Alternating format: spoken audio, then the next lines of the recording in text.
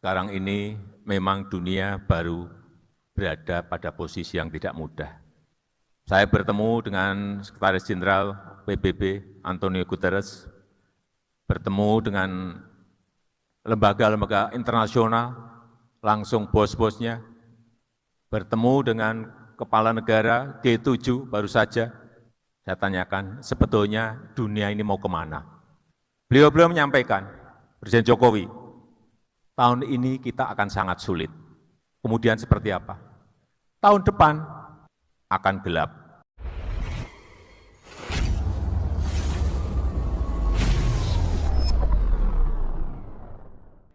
Shalom sahabat KP yang diberkati Tuhan. Apa yang disampaikan oleh Bapak Presiden Joko Widodo itu benar. Dan sesuai dengan pernyataan hambanya Evangelis Daud Tony, bahwa resesi ekonomi telah melanda dunia. Dan katanya tahun depan adalah puncak yang sebenarnya. Ada negara yang tergoncang secara besar-besaran, dan itu jumlahnya banyak. Apakah Indonesia akan termasuk? Apakah Indonesia bisa bertahan?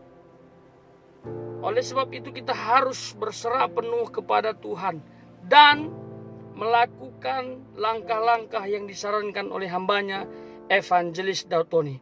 Ada 3 yang harus kita lakukan bertahan dalam resesi ekonomi yang mengerikan. Ini dia. Nah sekarang gimana Pak Daud? Apa yang akan terjadi ke depannya ini Pak Daud? Sekarang gonjang-ganjing gini Pak Daud. Secara makro atau mikro? Secara makro bisa Pak Daud jelaskan, secara mikronya bagaimana Pak Daud? Secara makro ya, ini secara global Thomas ya. Tahun depan itu kita masuk resesi ekonomi yang sebenarnya. Suku bunga bank akan naik. Terusan, terutama harga pangan yang berhubungan dengan impor itu akan naik juga.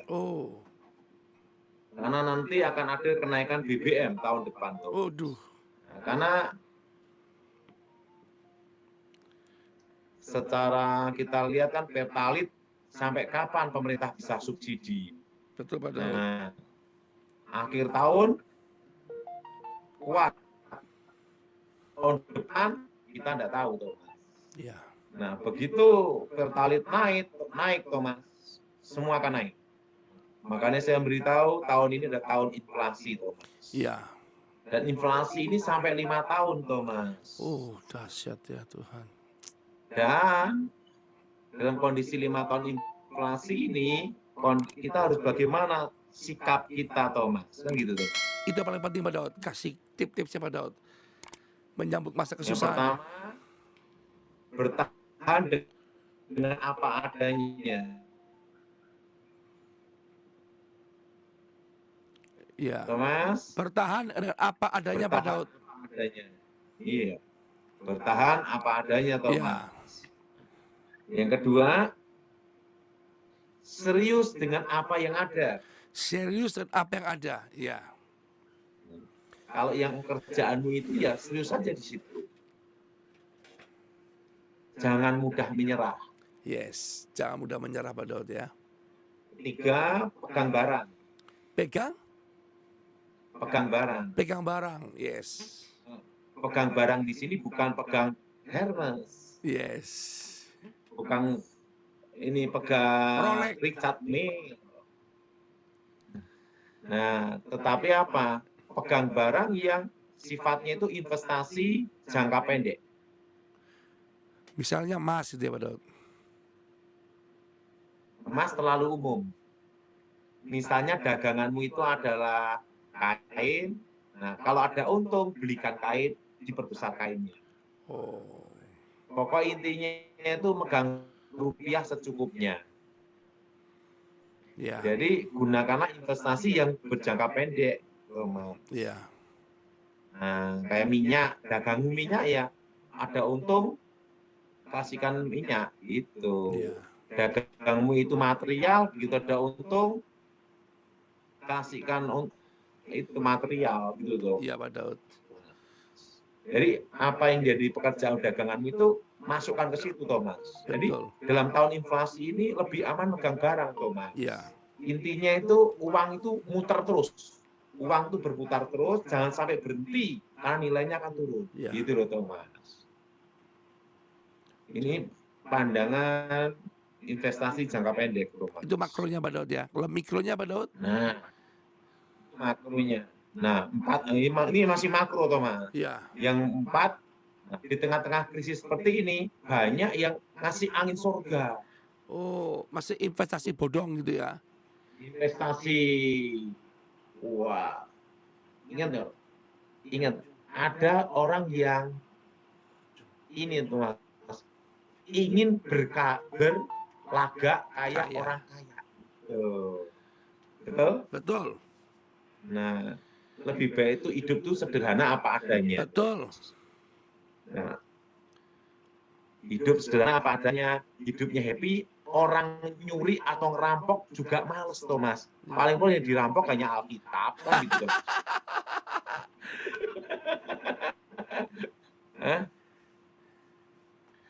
Ada satu kali, Thomas, Iya, Pak ini Daud. kisah nyata. Ada pendeta, Thomas ya, Iya. dikawal itu sampai dikawal sama kawal khusus gitu, bodyguard gitu. Oh. Itu Thomas ya. Saya ngomong sama dia, kamu itu yang mau dirampok apa? Orang ngerampok kamu tuh ngerampok Alkitab. Kasihkan aja.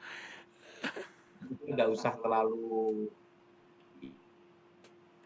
inilah. Ya. Apa adanya, Belagak ya jangan orang berlagak kaya. kaya, tapi benar-benar kaya gitu Pak Daud ya. Kalau kita kaya, justru orang kaya itu yang kaya beneran, Thomas ya, Takut tidak pamer. mau belagak kaya atau ingin Pamer. seperti kaya. Ingin pamer, tidak. Karena apa? Dikejar Mikir pajak. Thomas. Itu pandangan-pandangan saya, Thomas. Iya Pak Daud, luar biasa. Harus muter. Dan jangan aquaponik. Wah, ada agroponik. Wah, terus pokoknya semua itu di ini, Thomas. Pelihara ikan, terusan tanam tanaman sayuran. Karena intinya tahun ini dan tahun depan 5 tahun adalah ketahanan pangan. Yes. Nah, itu dia sahabat. Sekalipun informasi yang diberikan oleh banyak pihak termasuk Bapak Presiden Joko Widodo dan hambanya Evangelis Datoni agak sedikit menggoncang kita ya. Tapi bukan berarti membuat kita pesimis. Saya sih optimis bahwa Indonesia bisa bertahan.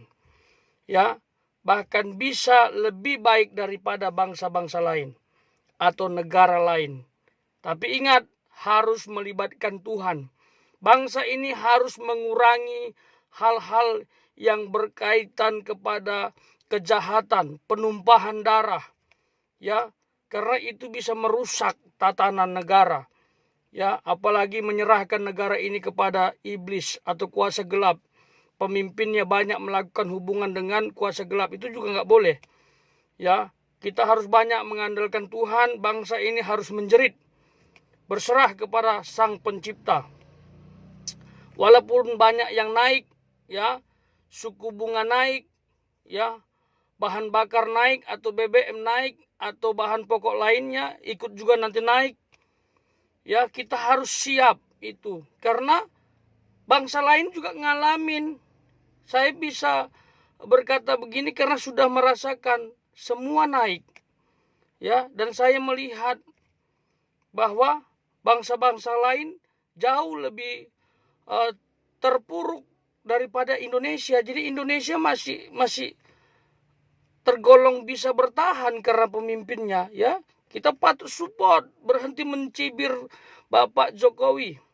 Dan kalau semua naik, please jangan lakukan ini, yaitu demo, berontak, dan menjelek-jelekkan pemimpin kita, bangsa Indonesia, yaitu Bapak Presiden Joko Widodo.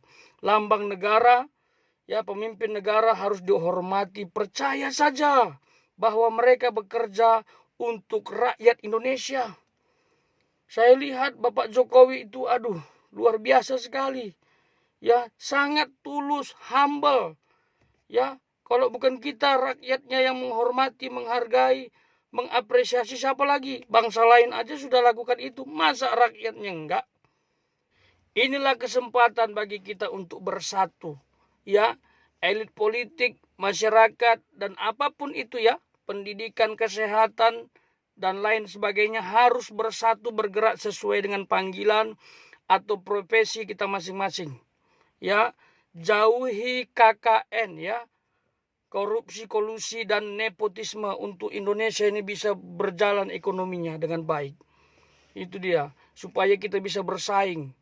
Ya, supaya kita bisa lebih baik dari bangsa lain. Karena korupsi menghancurkan bangsa ini.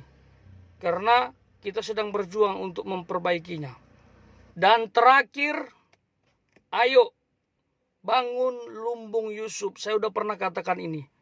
Irit banyak menabung, belanjakan uang sahabat untuk kebutuhan, bukan keinginan. Berhenti foya-foya, karena kita tidak tahu resesi ekonomi ini seperti apa ngerinya. Jadi harus antisipasi. Ya, kalau hal yang mengerikan sekalipun terjadi, kalau kita persiapan pasti bisa bertahan.